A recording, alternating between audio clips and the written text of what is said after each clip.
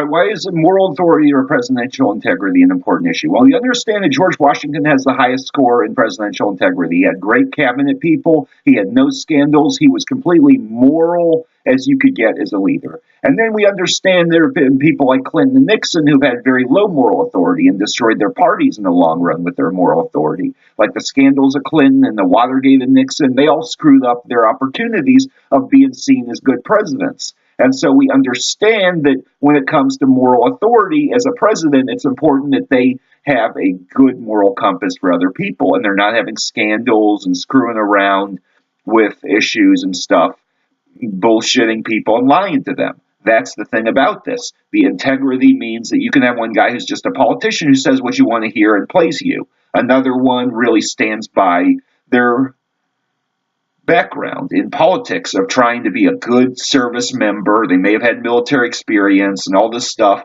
and they stand their ground against what they think is right and wrong in society, and they have integrity in the long run, even if they stand up for what's right in an unpopular situation.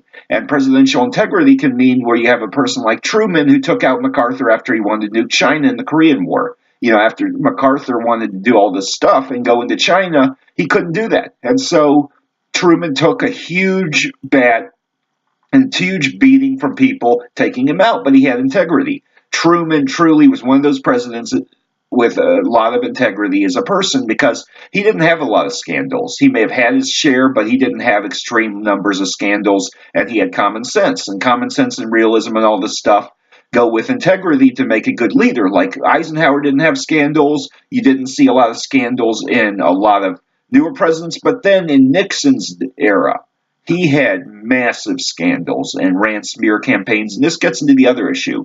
Like in 2000, when you had smear campaigns, you got the wrong people elected who had no integrity, and then they squandered their positions too. So you got to remember this with presidential integrity, that the position in history and credibility is ultimately important in a leader. So you have the founding fathers that get extra points in history, along with the crisis leaders who do what needs to be done and are noble leaders. And then you get sorry pieces of God knows what at times that have no integrity or anything.